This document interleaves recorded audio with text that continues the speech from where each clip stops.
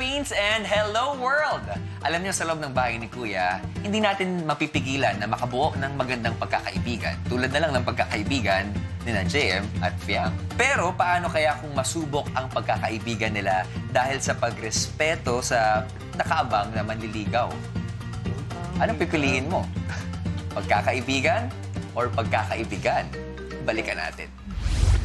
Sa pagsasama ni na JM at Fiang sa bahay ni Kuya, tila nangingibabaw ang kanilang pagiging matalik at malapit na pagkakaibigan. Pero, nang maikwento ni Fiang ang relasyon nila ng kanyang manliligaw sa labas ng bahay ni Kuya, Nasa Pangasinan kasi siya most of the time.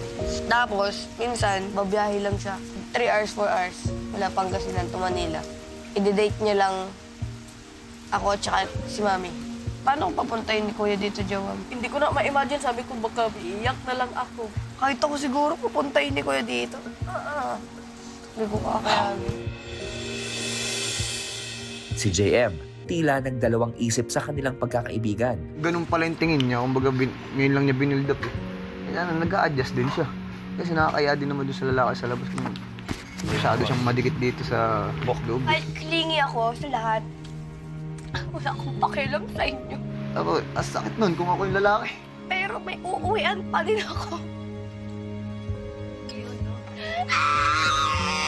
Patay tayo dyan mga herbs. Tututbrush na Mamaya, lang. nai-issue na ako. Sa panibagong pananaw kay Fiang, si JM nagsimula ng dumistansya.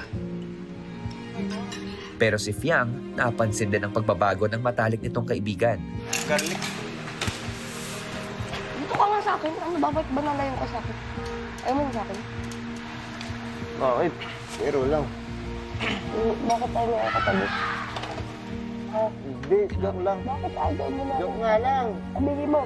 Ang napapatay na ko, last time. Dito ka lang. Ayaw mo na. Di wag. I hate you all.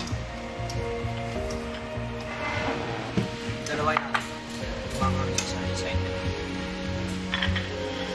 Kaya naman minabuti ni Bensoy na magkausap ang dalawa. Anong problema natin?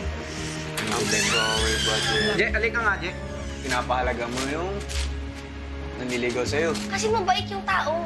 Yun na nga, tinutukoy ko. Sana nag-a-adjust ka rin. Ano, gets mo? Hindi, alam niya na ganito ako. Kahit na. Gets mo na ngayon. Nagigets ko nga.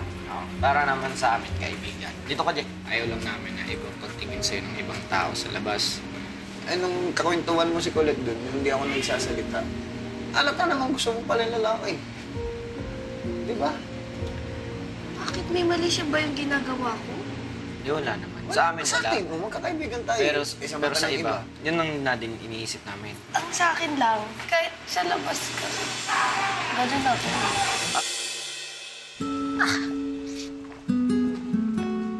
Doon ako time ako na-depress.